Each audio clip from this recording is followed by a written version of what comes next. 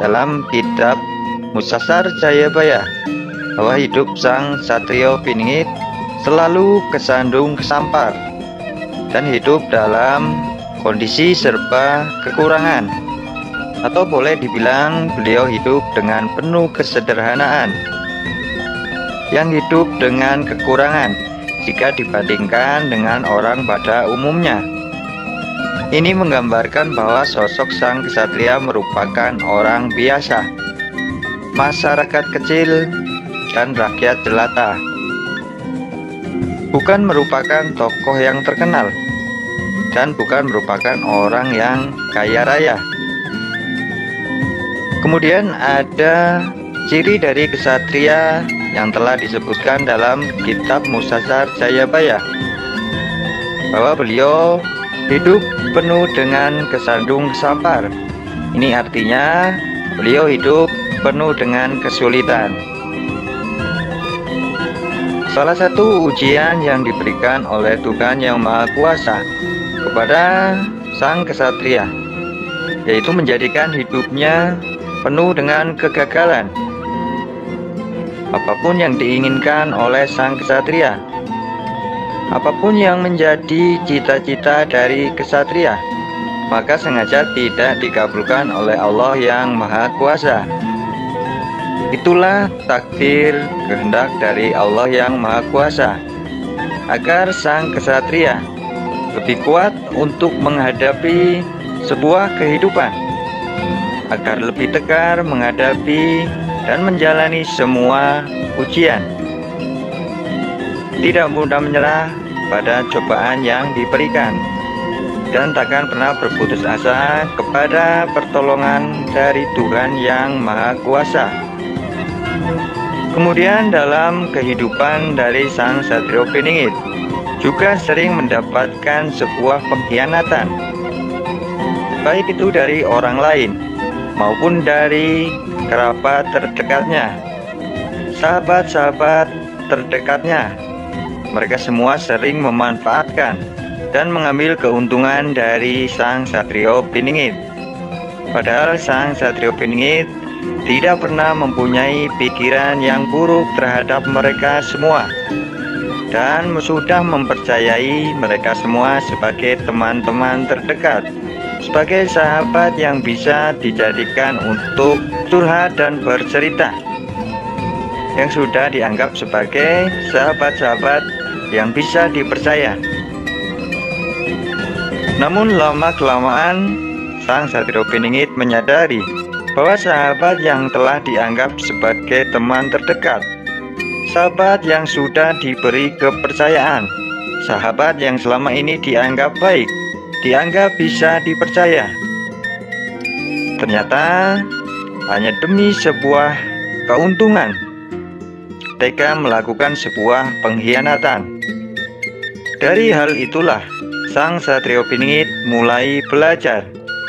Sang Satrio Piningit mulai menyadari bahwa dalam berinteraksi dengan siapapun, baik itu dari masyarakat, tetangga, saudara, ataupun sahabat terdekat, harus tetap berhati-hati dan tidak boleh percaya begitu saja dengan mereka semua, karena segala kemungkinan bisa saja terjadi. Yang dianggap baik ternyata mempunyai sebuah kepentingan, yang dipercaya ternyata bisa saja berkhianat. Itulah yang namanya manusia, yang sangat sulit untuk ditebak dan sangat sulit untuk diprediksi bagaimana niat dan tujuannya. Namun itu semua sudah menjadi kehendak dari Tuhan Yang Maha Kuasa, agar sang Satrio Piningit memang lebih tegar, lebih kuat dalam menghadapi semua kehidupan, dan agar sang Satrio Piningit tidak bergantung kepada siapapun, kecuali bergantung kepada Allah Yang Maha Kuasa. Dan itulah cara Tuhan agar sang Satrio Piningit mempunyai sifat kehati-hatian, tidak mudah untuk mempercayai seseorang, namun tidak juga selalu berburuk sangka kepada orang lain, sehingga ada keseimbangan dan ada sebuah kepasrahan pada Tuhan yang Maha Kuasa.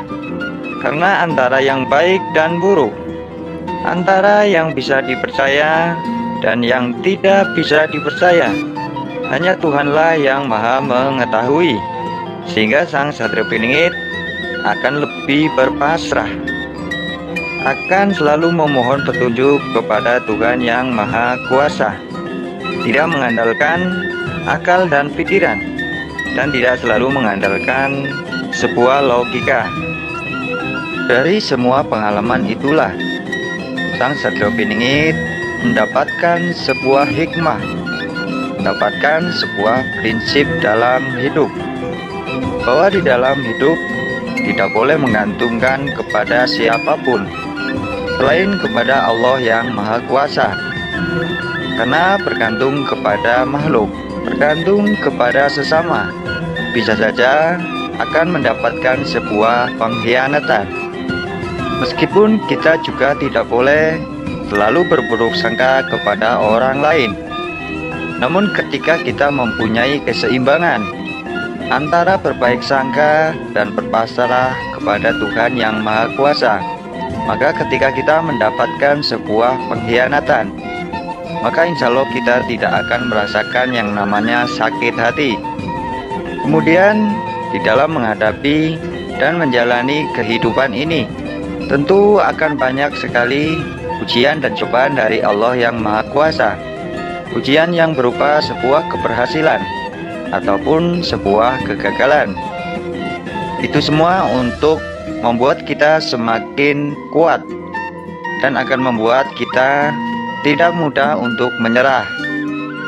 Jadikan sebuah keberhasilan untuk kita lebih bersyukur kepada Tuhan yang Maha Kuasa, agar mudah-mudahan kita bertambah iman, bertambah taat dan patuh terhadap semua perintah dari Tuhan yang Maha Kuasa.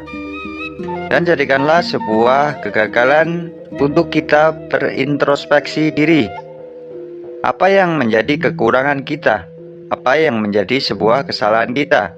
Sehingga keinginan dan cita-cita kita belum bisa kita capai. Dengan seperti itu, hidup kita insya Allah akan lebih tenang, dan kita akan lebih santai dalam menghadapi semua ujian kehidupan.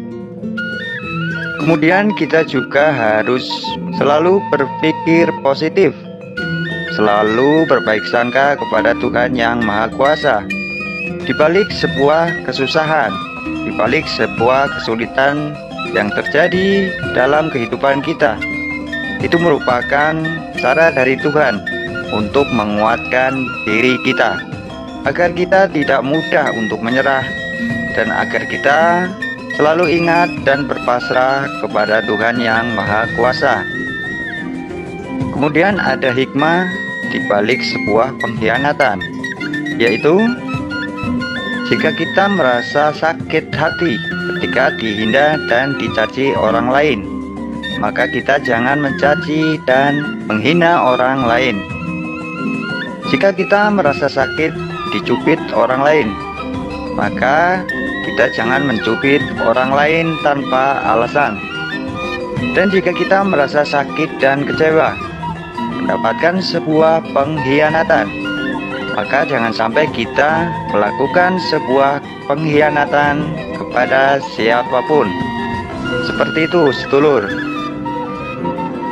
Mungkin hanya itu yang dapat saya sampaikan. Kurang lebihnya saya mohon maaf. Mudah-mudahan semua ini bermanfaat untuk kita semuanya.